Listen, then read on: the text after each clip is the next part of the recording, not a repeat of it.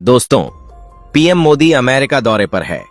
इस बीच उनकी मुलाकात अमेरिका के राष्ट्रपति डोनाल्ड ट्रंप से हुई। मुलाकात में मोदी ने ट्रंप को अपना मित्र बताया। ट्रंप ने भी मोदी के साथ अपनी खास दोस्ती का जिक्र किया। इस दौरान ट्रंप ने भारत को दुनिया का सबसे फाइटर जेट A-35 बेचने की पेशकश कर दी है, जिससे चीन और पाकिस्तान में हलचल मच गई है। हाल ही में प्रधानमंत्री नरेंद्र मोदी और अमेरिकी राष्ट्रपति डोनाल्ड ट्रंप की मुलाकात के दौरान यह ऐतिहासिक ऐलान किया गया। अगर यह डील होती है तो भारतीय वायुसेना की ताकत कई गुना बढ़ सकती है और यह पूरे एशिया में सैन्य संतुलन बदलने वाला फैसला साबित हो सकता है। डोनाल्ड ट्रंप ने कहा कि भारत के साथ इस साल हम कई अरब डॉलर का सैन्य खर्च बढ़ाएंगे। डोनाल्ड ट्रंप ने इसके अलावा कहा कि 2017 में मेरे प्रशासन ने क्वाड सुरक्षा साझेदारी को फिर से जिंदा किया था और आज हमारी बैठक में पीएम और मैंने अमेरिका, भारत, ऑस्ट्रेलिया और जापान के बीच मजबूत सहयोग की पुष्टि की है। डोनाल्ड ट्रंप ने भारत को अमेरिकी स्टील फाइटर जेट को लेकर उस वक्त ऑफर दिया है जब रूस भी चाहता है कि भारत उससे स्टील फाइटर जेट AF-57 खरीदे। इसके लिए रूस ने कई तरह के डिस्काउंट और लुभावने ऑफर दिए हैं, जिनमें टेक्नोलॉजी ट्रांसफर से लेकर भारत में जॉइंट प्रोडक्शन तक शामिल है। AF-50 से 7 बनाने वाली कंपनी रोसोबोन एक्सपोर्ट ने तो यहां तक कहा है कि अगर भारत राजी होता है तो हम इसी साल से A-57 भारत में बनाना शुरू कर सकते हैं। जिसके बाद सवाल खड़ा हो रहा है कि आखिर भारत F-35 और AF-57 के बीच कौन से फाइटर जेट को चुनेगा। पूरी डेवलपमेंट क्या है, आइए जानते हैं आज की इस वीडियो में। लेकिन आगे बढ़ने से पहले वीडियो को लाइक करके चैनल को सब्सक्राइब जरूर कर लें, क्योंकि आपके लिए यह बस 1 सेकंड का काम है, लेकिन इससे हमारी बड़ी मदद होती है। दरअसल भारत के दुश्मन चीन के पास 2 तरह के 5th जनरेशन के लड़ाकू विमान हैं। वहीं दुनिया में भी सिर्फ 3 देशों के पास ही फिलहाल 5th जनरेशन के लड़ाकू विमान हैं। अमेरिका, चीन और रूस तुर्की 5th जनरेशन फाइटर जेट कान का निर्माण कर रहा है। वो उसके प्रोटोटाइप का परीक्षण कर चुका है। पाकिस्तान ने चीन से 5th जनरेशन के लड़ाकू विमान खरीदने की घोषणा की है। ऐसे में भारत पर प्रेशर बन रहा है। लेकिन F-35 की ताकत इन दोनों के किसी भी फाइटर जेट से कहीं ज्यादा मानी जाती है। यही वजह है कि इस डील की खबर सुनते ही चीन और पाकिस्तान की चिंताएं बढ़ गई हैं। अमेरिकी हथियार कई सारे शर्तों के साथ आते हैं, लिहाजा भारत को हिचकिचाहट रहती है। लेकिन रूसी हथियारों का भारत लंबे समय से इस्तेमाल करता रहा है। भारत में अभी भी 60% से ज्यादा रूसी हथियार हैं। ऐसे में सरकार के लिए फैसला लेना आसान नहीं होगा। F-35 5th जनरेशन का स्टेल्थ फाइटर जेट है, जो सुपरसोनिक स्पीड पर उड़ान भरते हुए भी दुश्मन के रडार से बच सकता है। इसकी सबसे बड़ी खासियत है अत्याधुनिक electronic warfare system, hi-tech sensor और ओपन आर्किटेक्चर। अमेरिका का F-35 स्टेल्थ फाइटर जेट सिर्फ एक विमान नहीं, बल्कि आधुनिक युद्ध कला का सबसे घातक हथियार है। इसे दुनिया का सबसे एडवांस लड़ाकू विमान माना जाता है, जो दुश्मन के रडार को चकमा देकर हमला करने में माहिर है। इंडियन एयरफोर्स के रिटायर्ड अधिकारी बार बार चीनी एयरफोर्स में स्टेल्थ फाइटर्स के शामिल होने के बाद चिंताएं जता रहे हैं।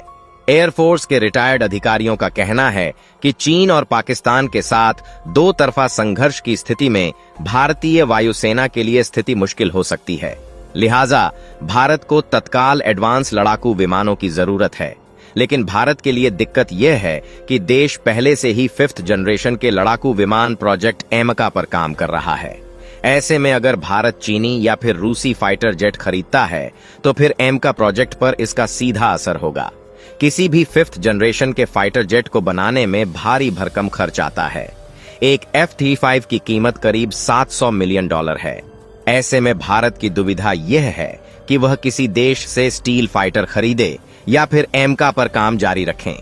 भारत का एमका दूसरे देशों के 5th जनरेशन के विमानों से काफी खास होने वाला है।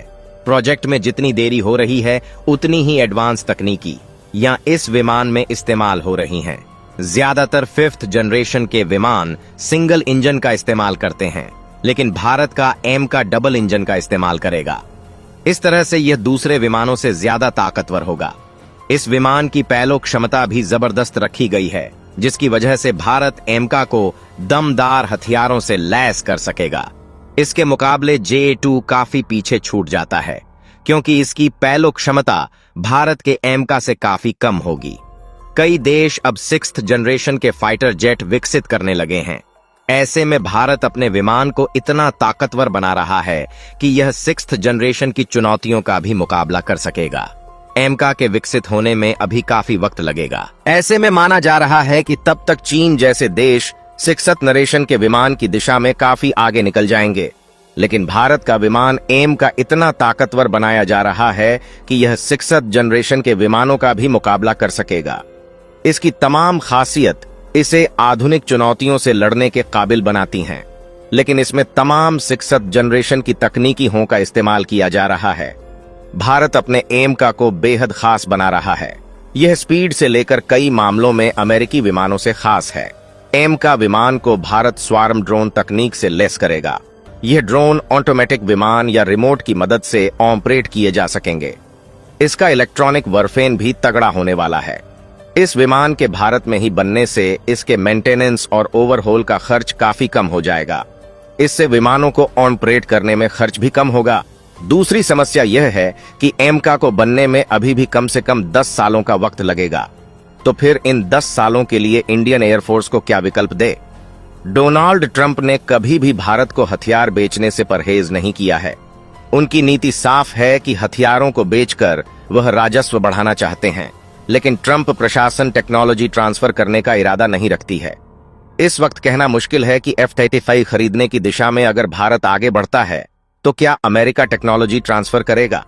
इसके अलावा ट्रंप अमेरिकी हथियारों का किसी और देश में निर्माण के भी खिलाफ रहे हैं, जबकि मोदी सरकार हथियारों के निर्माण में सख्त मेक इन इंडिया को मानती है। भारत सरकार ने हालिया समय में जो भी हथियार समझौते किए हैं, उनमें भारत में उत्पादन शामिल रहा है। इस बात की जानकारी भी काफी कम लोगों को है कि अमेरिका ने आधिकारिक तौर पर साल 2010 में F-33 लड़ाकू विमान की पेशकश भारत को की थी। उस वक्त यह पेशकश इंडियन नेवी को की गई थी। भारत ने उस वक्त इंडियन नेवी के एयरक्राफ्ट कैरियर पर इस्तेमाल किए जाने लायक लड़ाकू विमानों के लिए सूचना का अनुरोध जारी किया था। उस दौरान F-35 बनाने वाली अमेरिकी कंपनी लॉकहीड मार्टिन ने स्टोल F-35 और नौसैनिक वेरिएंट F-35 दोनों की पेशकश की थी। इसके अलावा भारत MRFA प्रोजेक्ट के तहत एक मध्यम दूरी वाले लड़ाकू विमानों की खरीदने की भी कोशिश में है। ऐसे में अगर F-35 प्रोजेक्ट को आगे बढ़ाया जाता है तो MRFA प्रोग्राम जो पहले से ही अदर में लटका रहा है, वह पूरी तरह से फंस जाएगा। फिलहाल आपका इसके बारे में क्या सोचना है? अपनी राय कमेंट में जरूर बताएं और इस वीडियो को एक लाइक करके अपने मित्रों तक शेयर जरूर करें। और हम आपके लिए ऐसी ही जानकारी से जुड़ी वीडियो लाते हैं, उसके लिए चैनल को सब्सक्राइब जरूर करें। धन्यवाद।